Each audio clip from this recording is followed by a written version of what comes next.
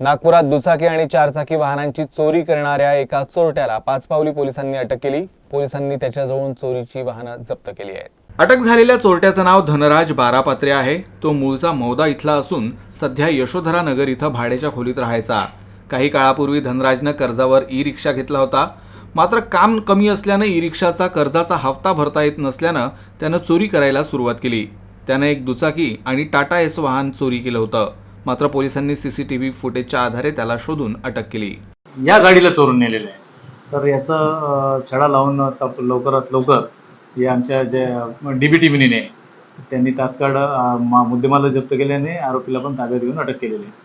तो मॅक्सी घेतलेला आहे। मॅक्सीने तो चालवत असताना काही इन्कम कमी झालेली आहे, त्यांना जे इन्स्टॉलमेंट भरायचं आहे तर इन्स्टॉलमेंट कुठून निघणार, व्याज जास्त झालेलं आहे। मी भाड्यानं राहतो, भाड्याचं पण घर भाडं द्यायचं आहे, ते पेंडिंग पडलेलं आहे। त्याच्यामुळे त्याच्या डोक्यात आलं की त्यांनी ही चोरी केलेली आहे। याच्यापूर्वी तसं काही रेकॉर्ड नाही आहे।